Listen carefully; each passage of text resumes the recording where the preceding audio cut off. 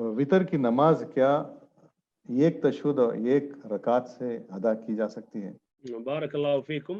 अक़ल्लुल वुतर, कम से कम वुतर एक रकात है। तो अगर किसी ने एक रकात बस पढ़ ली तो उसने वुतर की नमाज पढ़ ली। अदनल कमाल यानी कम से कम, लेकिन बेहतर में जो कम से कम है वो है 3 रकात। तो कोशिश करनी चाहिए 3 रकात, लेकिन एक भी पढ़ रहा है तो काफ़ी है। यकीनन ना पढ़ने से ये काफ़ी बेहतर और अफ़ज़ल है। जज़ाकुमुल्लाह खैरन। जी, जज़ाकमुल्लाह खैर। उनसे मुराद यही है कि 3 रकात यानी एक तशहुद में पढ़ा जा सकता है। और 3 रकात अगर पढ़ रहे हैं तो हाँ, तीनों को लगातार पढ़ सकते हैं, यानी दूसरी रकात के बाद ना बैठें।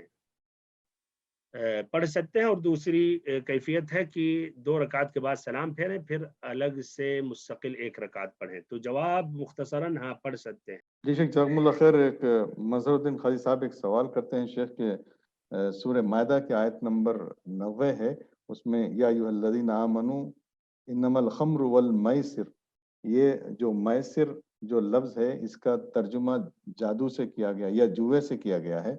तो ये कहते हैं कि किसी साहब ने ये पेश किया था कि इससे मुराद जो जहेज़ है, जो जोड़े के पैसे जो शादी वगैरह में देते हैं वो भी है क्या, या क्या इसका माना ये भी होता है मैसिर का अब माना? बारकल्लाहु फ़ीकुम, अल-मैसिर का माना यही है अल-क़िमार, जो अरबी में कहते हैं, और जिसका तर्जुमा है जुआ। कि हम ये जो हम अपने माशरे में पाते हैं, ताश भी लोग खेलते हैं, जो हारेगा वो इतना पैसा देगा, या सब पैसा रख लेते हैं, जो जीतेगा वो ले लेगा। ये हर चीज़ में इस तरह जुआ कर सकते हैं, तो वही मुराद है। अब ये जो कह रहे हैं जहेज़ या जोड़ों का जो खर्च होता है वो मुराद है, तो इससे मैं तो नहीं जानता हूँ किसी आलिम ने ऐसा ज़िक्र किया है, लेकिन वल्लाहु आलम वो तफ़सीर बयान करते हुए कि जिस तरह जुआ की शक्ल है, ये हराम है, तो ऐसे ही जहेज़ को भी कुछ जोड़ना चाह रहे होंगे। तो कहने का मकसद अल-मैसर का तर्जमा यही है अल-क़िमार, जो उर्दू में उसको हम जुआ कहते हैं, उसमें जहेज़ तो दाखिल नहीं है, लेकिन वो तफ़सीर में कुछ उन्होंने रब्त किया होगा, वल्लाहु आलम। जज़ाकमुल्लाह खैर शेख। बस यानी मुख्तसर सवालात ये हैं कि अगर कोई गैर हाफिज तरावी पढ़ाना चाहे तो उसके लिए एक रकात में कितना कुरान पढ़ना चाहिए, और क्या वो जितना याद है उसको बार बार दोहरा के पढ़ सकता है, और ऐसे ही क्या तरतीब से पढ़ना लाजमी है? तरतीब से, तरतीब से मुराद अच्छा कुरान की तरतीब में। कुरान। अच्छा 2 सवाल है, बारकल्लाहु फ़ीकुम। पहली बात है कि जो गैर हाफ़िज़ है कम से कम कितनी आयतें पढ़ें 1 रकात में? तो अल असल ये है कि आप जितना भी पढ़ें, इसकी कोई शर्त या क़ैद नहीं है। फ़क़रऊ मा तयस्सर मिनल कुरान, जितना आसान हो वो आप पढ़ें, तो इसकी कोई तक़यीद नहीं है। और कुछ अहले इल्म ने कहा कि कम से कम 1 आयत तो पढ़नी चाहिए सूरत अल-फ़ातिहा के बाद उमूमन। और कुछ अहले इल्म ने कहा, जिस तरह इमाम अहमद ने, कि लंबी आयत होनी चाहिए। तो 1 आयत भी पढ़ सकता है, जहाँ तक ये है कि ये जायज़ है। लेकिन 1 आयत उसका भी माना लेकिन मुकम्मल होना चाहिए, ना कि एक लफ्ज़ या 1 आयत है लेकिन माना मुकम्मल नहीं हो रहा है। इसलिए बहुत सी आयतों का माना मुकम्मल नहीं होता जब तक ना उससे पहले उसके बाद वाली भी आयतें पढ़ें। तो कम से कम भी पढ़ा तो कोई हर्ज नहीं है, लेकिन बेहतर की अगर बात करेंगे तो तरावी की नमाज, तहज्जुद की नमाज, सलातुल लैल, इसमें हमें लंबी क़िरात करनी चाहिए।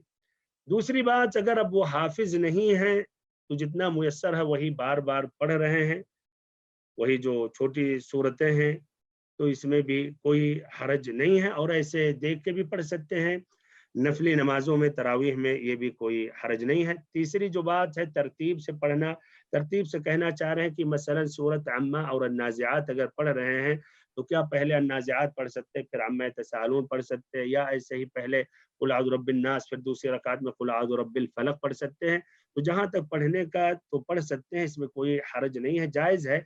लेकिन अगर हम तरतीब देखें नबी सल्लल्लाहु अलैहि वसल्लम की नमाज़ों के बारे में, जो सहाबा किराम ने नकल किया, तो आपने तरतीब का ख्याल किया गालिबन अक्सर मकामात पर। यानी मसलन वितर में सब्बिह इसम रब्बिकल आला पढ़ते थे पहली रकात में, फिर कुल या अय्युहल काफ़िरून, फिर कुल हुवल्लाहु अहद। ऐसे ही 2 रकात तवाफ के बाद आपने कुल या अय्युहल काफ़िरून की तिलावत की, फिर ऐसे ही कुल हुवल्लाहु अहद। ऐसे ही जुमा में पहले सब्बिह इसम रब्बिकल आला, फिर हल अताका हदीसु अल गाशिया, تو یہ ترتیب کا خیال کرنا چاہیے، اگر کسی نے نہیں کیا تو اس کی نماز صحیح اور درست ہے۔ بارک اللہ فیکم۔ جزاکم اللہ خیر شیخ، کیا روزے کی حالت میں زیر ناف کے بال وغیرہ صاف کر سکتے ہیں؟ کر سکتے ہیں، اس کا تعلق کا روزے سے نہیں ہے، روزے کا تعلق کھانے پینے سے ہے۔ فجر صادق سے لے کر غروب آفتاب تک کھانا پینا، اور ایسے ہی کھانے پینے میں جو کچھ داخل ہے، اور ایسے ہی بیوی سے ہم بستری کرنا، اس کو اجتناب کرنے کو کہتے ہیں نیت کے ساتھ۔ آپ نے نیت کیا ہے کہ روزہ ہم رکھ رہے ہیں، یہ عبادت۔ اس کے علاوہ جو غیر ناف کے بال یا ایسے بال یا اور بھی ناخن تراشنا وغیرہ، اس کا کوئی تعلق روزے سے نہیں ہے، وہ کرنا جائز اور درست ہے۔ جزاکم اللہ خیر شیخ، صاحب لکھتے ہیں کہ حدیث ہے، کیا یہ صحیح ہے کہ عشاء کی نماز کے بعد 4 رکعت نماز ایک سلام سے پڑھنا اس کے اللہ تعالیٰ بہت اجر دے گا، لیلۃ القدر میں پڑھنے کے برابر اجر دے گا؟ بارک اللہ فیکم۔ یہ ایسی حدیثیں، یہ بکواس حدیثیں ہوتی ہیں جو بہت ہی کم عمل ذکر کیا جاتا ہے اور اس کا بہت بڑا ثواب بیان کیا جاتا ہے۔ اب اس حدیث کے روشنی میں بات واضح ہو گئی کہ ہم آج ہی عشاء کی نماز کے بعد اگر یہ 4 رکعت پڑھ لیں تو پھر ہمیں پھر شب قدر کا ٹینشن لینے کی ضرورت ہے ہی نہیں، نہ پھر آخر عشرے میں جگنے کی ضرورت۔ اور ہم جانتے ہیں نبی صلی اللہ علیہ وسلم اس رات کی تلاش کے لیے کس طرح پوری 10 راتوں میں جگتے تھے، اور رات میں سوتے نہیں تھے، کمر کس لیتے تھے، ازواج مطہرات سے دور ہو جاتے تھے، اور اتنی محنت کرتے تھے کہ اتنی محنت اور راتوں میں نہیں کرتے تھے۔ تو ایسی حدیثیں اللہ المستعان، اس کے پیچھے یعنی 2 قسم کے لوگ ہوتے ہیں، ایک تو وہ ہیں جو طنز کرنا چاہتے ہیں واللہ اعلم، اور دوسرے یہ ہیں جو جاہل قسم کے ہوتے ہیں، ان کو وہ سوچ نہیں ہے، ان کے اندر ایمانی دعوے کا جذبہ ہے، اور اس جذبے کے تحت ایسی بکواس باتیں پھیلاتے ہیں تاکہ لوگ اس پر عمل کریں۔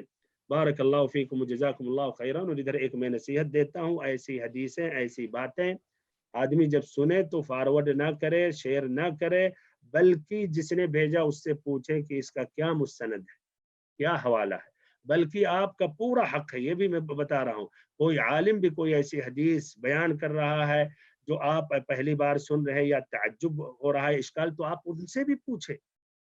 اہل علم کا بہت اونچا مقام ہے اسلام میں، اور بلکہ اہل علم کا وہ مقام ہے مسلمانوں میں جو بنو اسرائیل میں انبیاء کرام کا مقام تھا، لیکن نبی محمد صلی اللہ علیہ وسلم کے بعد اب انبیاء کوئی بھی نبی آنے والا نہیں ہے، تو وہ بھی انہی کی طرح ان کو وہ مقام ہے، یا کہیے اس کے قریب اسی طرح، نہ کہ وہ نبی ہو گئے تو ان کی ذمہ داری ہے قرآن و حدیث بیان کرنا۔ ان کے پاس اللہ نے پاور نہیں دی ہے کہ اپنے حساب سے وہ حلال اور حرام کریں اور اپنے حساب سے متعدد اعمال کے فضائل پیش کریں، یہ بہت بڑا جرم ہے۔ نبی صلی اللہ علیہ وسلم نے فرمایا من کذب علی متعمدا فلیتبوأ مقعدہ من النار، جس نے جھوٹی بات بولی ہماری طرف منسوب کیا تو وہ اپنا ٹھکانہ جہنم میں ڈھونڈ لے۔ اور مسلم کی روایت ہے من حدث عنی بحدیث یرى انه كذب فهو احد الكاذبین، جس نے کوئی ایسی حدیث نقل کی جو جھوٹی حدیث ہے تو وہ بھی دونوں جھوٹوں میں سے ایک جھوٹا ہے۔ اگر اس کو معلوم ہے کہ یہ جھوٹی ہے یا وہ معروف ہے کہ وہ حدیث جھوٹی ہے تو اس کو اگر نقل کرا تو وہ بھی دونوں جھوٹوں میں سے ایک جھوٹا ہے۔ ایک تو جس نے گڑھا یہ حدیث جو گڑھی اور اس نے جھوٹ جو اس نے لکھی اور نشر کی، اور یہ دوسرا جو اس کو نقل کر رہا ہے۔ تو یہ ایزی نہیں لینا چاہیے بھائیو، یہ دین کا مسئلہ ہے، یہ بہت ہی خطرناک مسئلہ ہے۔ بارک اللہ فیکم۔ جزاکم اللہ خیر شیخ، آخری سوال یہ ہے کہ یہ دیکھا گیا تھا کہ نفل نماز میں قرآن کو دیکھ کر پڑھ سکتے ہیں، مگر کچھ اہل علم کے نزدیک حضرت عائشہ رضی اللہ تعالیٰ عنہ کی جو حدیث ہے اس کے تعلق سے صرف امام کے لیے جائز ہے، کیونکہ حضرت ذکوان رضی اللہ تعالیٰ عنہ نے امامت کی تھی۔ اس کے بارے میں تھوڑا وضاحت کریں۔ تو بات تو یہی تو چل رہی، جو امامت کر رہا اس کے لیے ہے نا، تو یہ تھوڑی کہ پیچھے سب کھڑے ہو کر یعنی انفرادی طور پر نہیں پڑھ سکتے، یہ مراد یہ کر رہے۔ نہیں، تو بات وہی ہو گئی نا، اگر وہ امام جو پڑھ رہا ہے، اگر وہ امام جب پڑھ رہا ہے اور وہ مصحف اٹھا سکتا ہے، تو اگر کوئی اکیلے نافلہ پڑھ رہا تو کیوں نہیں اٹھا سکتا ہے؟ یعنی دونوں شکل میں کیا فرق ہے؟ یعنی فرق یہ ہے اس لیے کہ امام کے پیچھے ایک شخص ہے تو ادھر جائز ہو گیا، اور وہ نہیں ہے، اکیلے ہو گیا تو جائز نہیں ہے۔ یعنی حقیقت میں دونوں چیزیں ایک ہی ہیں، اور دونوں میں فرق کرنا یہ ذرا تعجب کی بات ہے۔ بارک اللہ فیک۔